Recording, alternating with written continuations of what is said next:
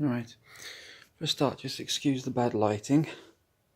It's dark at the moment, and I'll probably do a better video at some point. This is the Nightmare USA book that I was talking about. It was written by the great Stephen Thrower. It really is the seminal piece of work that if you're into grindhouse or horror from the 70s, you seriously need this book.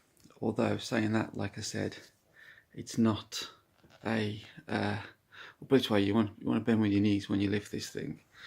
It's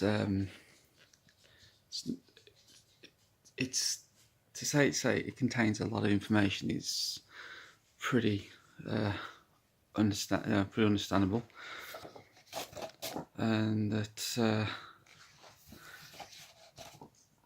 it's a fantastic piece. Anything you wanted to know, really. If it's not in this book, then you don't need to know it, basically. I mean, these just some of the various different bits and pieces, just kind of trying to show you how the book layout is. And of course, you've got but it's not just like the pieces that you'd imagine that would be just in any old book. But if we go forward a bit more, it touches on so many different things, and also not only that as well, but also people from the actual film industry as well. They're interviewed just for these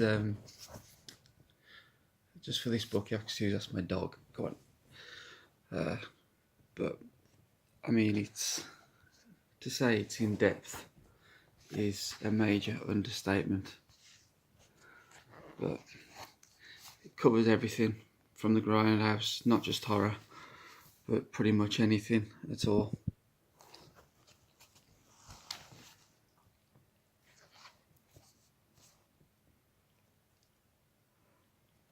Let's put it this way, I've been reading it now for God knows how long, but it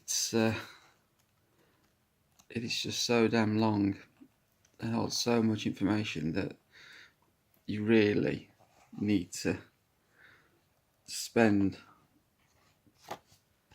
a good sort of month just sifting through it. You really do.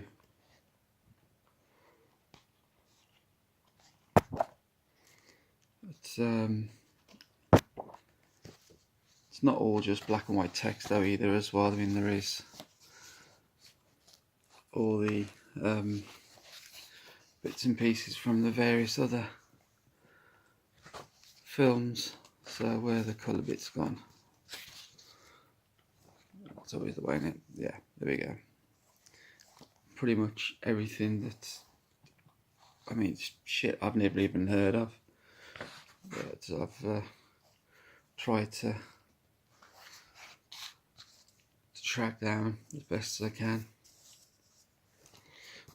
Currently working my way through the prosecuted 39 films that was prosecuted under the oh god, the word escapes me, Obscenities Act. That was our video nasties in the 1980s, thanks to a woman called Mary Whitehouse, who was a good friend of Margaret Thatcher, and they had a Christian movement against anything that was slightly related to the video nasties.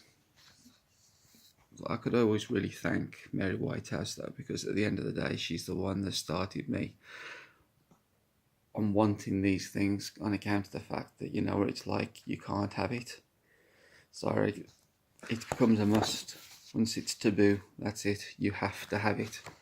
So I probably would never have watched or loved Cannibal Holocaust as much as I did if it hadn't been for that bitch, for want of a better word. But lucky for me, I've tracked down all 39 films that were prosecuted. One guy actually went to prison for 6 months purely for renting a copy out of his store of A Nightmare of a Damaged Brain. 6 months. It was insanity, a time of complete insanity. The chief of police for England had all copies that were seized of all these video nasties. He had them incinerated in front of him because he was part of the same God Squad, and he made them do it in front of him so he could see, to make sure that none was slipping through the cracks. I mean, just basic insanity.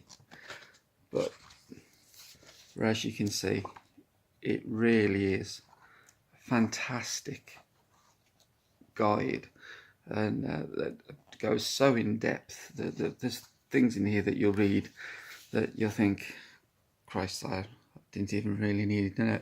Didn't really know I needed to know that. So it's well worth it.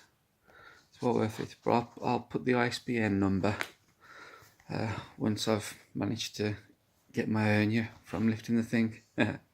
All right, mate. Well, I'll send this off to you now.